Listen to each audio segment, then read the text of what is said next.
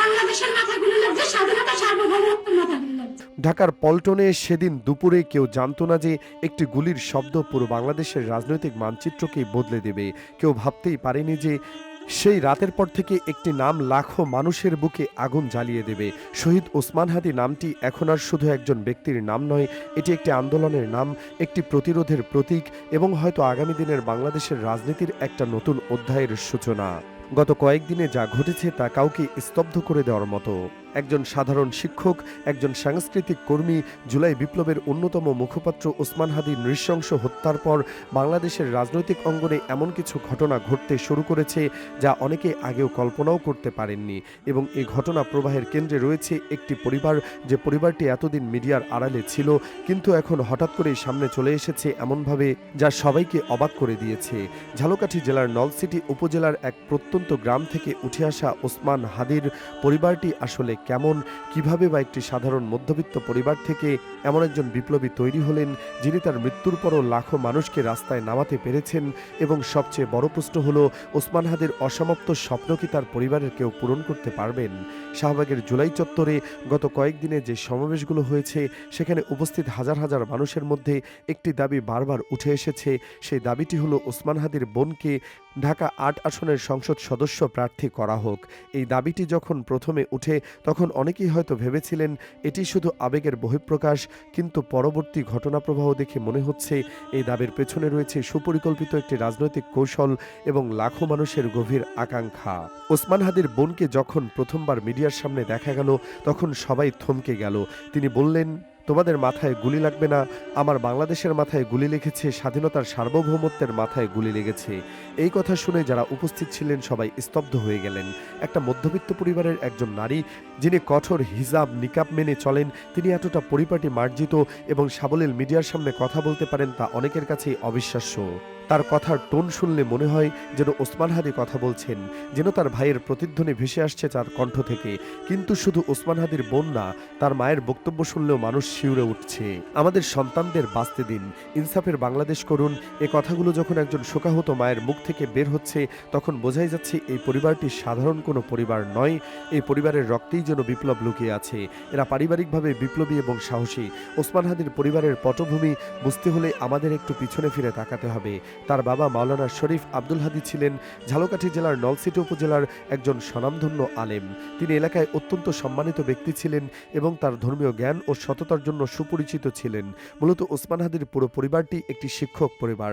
তার ভাই বোন, দুলাভাই, চাচা ফুফাদের অধিকাংশই বিভিন্ন বড় বড় মাদ্রাসার শিক্ষক হিসেবে কর্মরত। পরিবারের নারীরা সবাই কঠোর হিজাব নিকাব মেনে চলেন।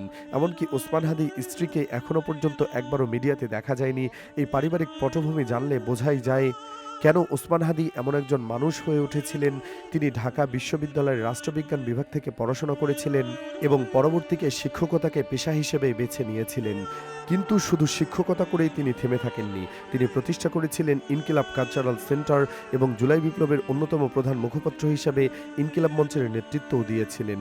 ওসমান হাদির স্বপ্ন ছিল টাকা পয়সা খরচ না করে কালো টাকা ছাড়া ভোটে জেতার একটা ট্রেন্ড চালু করা। তিনি চাইতেন সংসদে এমন একটা সিস্টেম তৈরি করতে যাতে সবাই জবাবদিহিতার ভেতরেই থাকেন এবং দুর্নীতি করার সুযোগ না পান।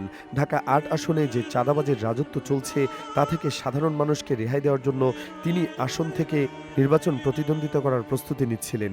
কিন্তু তার স্বপ্ন সেই অসমাপ্ত রেখেই তিনি চলে গেলেন। ঢাকা ৮ আসন বাংলাদেশের রাজনীতির অন্যতম স্পর্শকাতর এলাকা। এখানে সচিবালয় থেকে শুরু করে বাংলাদেশ ব্যাংক সবকিছুরই অবস্থান। এই আসনে জেতা মানে শুধু একটি সংসদীয় আসন জেতা নয়, এটা হলো দেশের ক্ষমতার কেন্দ্রে প্রবেশ করা। এ কারণেই ওসমান হাদি এই আসনটিকে বেছে নিয়েছিলেন এবং এখন তার পরিবারের কাউকে এই আসনে প্রার্থী করার দাবি উঠছে। শাহবাগের জুলাই চত্বর যে সমাবেশ হয়েছে সেখানে হাজার হাজার তরুণ নারী পুরুষ যোগ দিয়েছিলেন।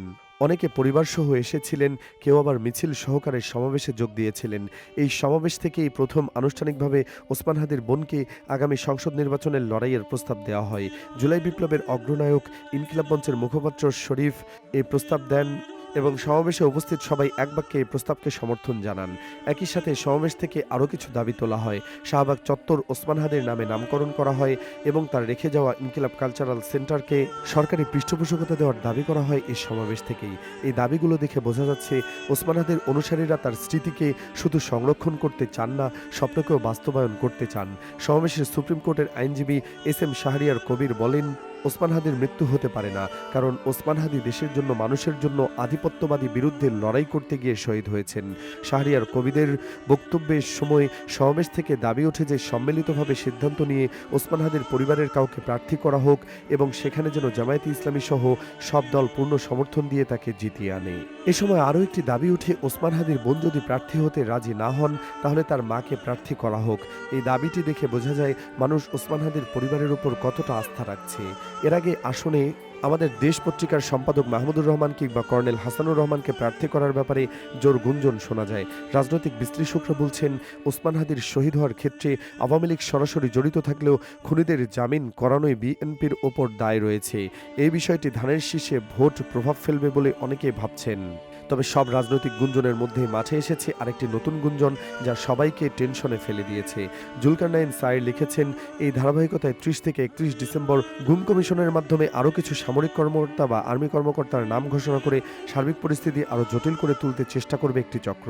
এছাড়াও গুম কমিশনের বিভিন্ন ইন্টারভিউতে কমিশনের সদস্য নয় এমন এক ব্যক্তি খন্দকার রাকিব বিভিন্ন ব্যক্তির জেরার সময় উপস্থিত থেকে ভিডিও করেছিলেন বলেও জানা যায়। লাবিব হাসান নামে একজন লেখক ওসমান হাদির জীবনী নিয়ে একটি চমৎকার পর্যবেক্ষণ লিখেছেন। হয়তো তাদের শৈশবের অনুভূতিগুলো সেই রকম ছিল। পল্টনের কালভারে যখন দুজন শেষ কাছাকাছি আসার ঘটনা ঘটল, তখন একজনের ভূমিকা ছিল মজলুমের আর অপরজন ছিল জালিমের। ওসমানের হাতে হয়তো আর নেই, কিন্তু তার আদর্শ বেঁচে আছে, তার সংগ্রাম বেঁচে আছে। সবচেয়ে গুরুত্বপূর্ণ হলো তার পরিবার বেঁচে আছে, যারা তার সে আদর্শ এবং সংগ্রামকে এগিয়ে নিয়ে যেতে পারবে। গুলির শব্দটা সেদিন শুধু পল্টনের কালভার্ট রোডে থামেনি, ওটা এখনও প্রতিধ্বনি তুলছে সেই দেশের প্রতিটি ঘরে। ওসমান হাদি চলে গেছেন, কিন্তু প্রশ্নটা রয়ে গেছে, একজন মানুষকে মেরে কি স্বপ্নকেও মারা যায়? আজ শাহবাগে যারা দাঁড়িয়েছে, আজ যারা বলছে আমাদের সন্তানদের বাঁচতে দিন, তারা কি শুধু শোক করছে, নাকি তারা নতুন এক লড়াইয়ের প্রস্তুতি নিচ্ছে? যে পরিবার এতদিন আড়ালে ছিল, আজ কেন তারাই সামনে এসে দাঁড়ালো? কেন হাজার হাজার কণ্ঠ একসাথে বলছে এই যুদ্ধ অসমাপ্ত? ওসমান হাদির বোন কি শুধু একজন বোন, নাকি তিনি হয়ে উঠেছেন সেই আগুনের উত্তরাধিকার যা একটি গুলি জ্বালিয়ে গেছে? এই লড়াই কি এখানেই থেমে যাবে, নাকি ইতিহাস আবার লিখবে রক্তের দামে ইনসাফের বাংলাদেশ? প্রশ্নটা এখন তোমার। তুমি দর্শক হয়ে থাকবা নাকি এই যুদ্ধের অংশ হয়ে?